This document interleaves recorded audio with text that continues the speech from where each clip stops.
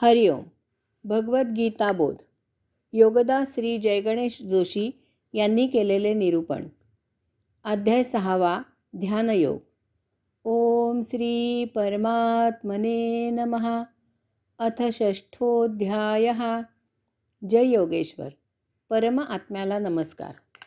अध्याय 6. श्लोक क्रमांक 9. सुहृन्मित्रार्युदासीन मध्यस्थ द्वेष्य बंधुषु साधुषु अपि च पापेषु समबुद्धिः विशिष्यते.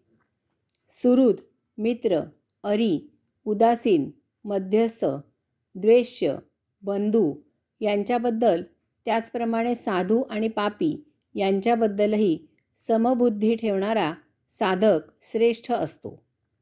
भगवंत श्रींनी येथे निरनिराळ्या परस्पर विरुद्ध भावभावना, आचारविचार असणाऱ्या 9 व्यक्तिमत्वांची यादी सांगितली आहे.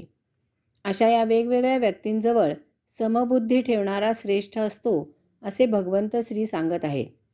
घरात केवळ 2 भिन्न आणि ते सुद्धा सुसंस्कृत स्वभाव जुळवून घेताना मोठी पंचाईत होते.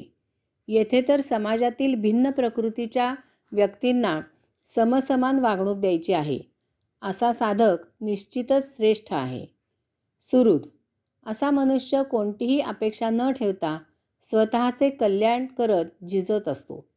तो स्वभावतःच हितचिंतक असतो. सर्वांचे कल्याण करी देवराया अशी त्याची भूमिका असते. श्री ज्ञानेश्वर माऊलींनी परमात्म्याकडे पसायदान मागितले. मित्र, एकमेकांचे विचार आचार जमतात आणि अशा व्यक्तींमध्ये मैत्री होते. मैत्रीत दोष असा आहे की या समविचारांमुळे मित्रात व्यवहार झाला की शत्रुत्वाचे बीज पेरलं जातं. मैत्री ही मैत्री म्हणूनच टिकवावी. अरी म्हणजे विघ्न संतोषी. काहीही कारण नसताना चांगल्या कामात बिघाड घालणारे असतात. त्यांच्या डोळ्यांना चांगलं चाललेलं खुपतं. प्रसंगी स्वतःचे नुकसान करून दुसऱ्याच्या कामात व्यत्यय निर्माण करणे हाच यांचा नसता उद्योग असतो. उदासीन, कशातच काही स्वारस्य नसणारा उदासीन म्हणून ओळखला जातो. हा कोणत्याही प्रसंगी ढिम्म असतो. त्याच्यावर कसलाही काहीही परिणाम होत नाही. हे तो जाणून बुजून करत नसतो. तसेच असते तर तो योगी झाला असता, परंतु त्याच्याकडून न कळत योगाचरण होत असतं. मध्यस्थ, तो निरपेक्ष बुद्धीने सहजच स्वभाव म्हणून 2 पक्षात सलोखा समेट घडवून आणतो, त्याला मध्यस्थ म्हणतात. हा समेट घडवताना याला दोन्ही बाजूंकडून दूषणे दिली जातात, तरीसुद्धा तो मध्यस्थाची भूमिका पार पाडत असतो.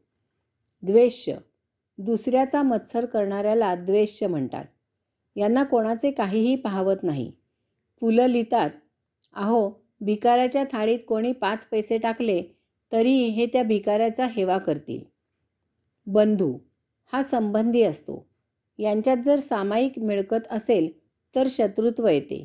लहानपणी एकमेकांना प्रेमाने मिठ्या मारणारे क्षुल्लक व्यवहारापोटी एकमेकांचे गळे आवळतात. साधू, संत महात्मे ब्रह्मानंदी टाळी लागलेले सदाचरण सत्याचरण करणारे म्हणजे साधू. पापी, दुराचारी असत्याचरण करणारे अधर्माने वागणारे पापी असतात. ब्रह्मसत्या जगत मिथ्या हे ओळखलेला या विश्वाकडे प्रभूची एक लीला या दृष्टीनेच पाहतो. तो श्रेष्ठ असतो. प्रत्येकात आत्मतत्वच वास करत असते. अशा परिस्थितीत कोणाजवळ वाईट वागायचं कारणच नसतं. समोरचा वाईट वागतो ते त्याचे संचित भोग असतात म्हणून. ते त्याला उपभोगून संपुष्टात आणायला श्रेष्ठ मदत करतो. तो अशांजवळही वेगळा न वागता नित्याचरणच करतो. श्री ज्ञानेश्वर माऊली म्हणतात, परिसाच्या सानिध्यात आलेल्या प्रत्येकाला कसलाही भेदभाव न करता सोन्याचाच कस दिला जातो. तद्वत श्रेष्ठ साधकाकडून, योग्याकडून सर्वांनाच भेदभाव न करता समत्वाने वागणूक दिली जाते. हरिओम.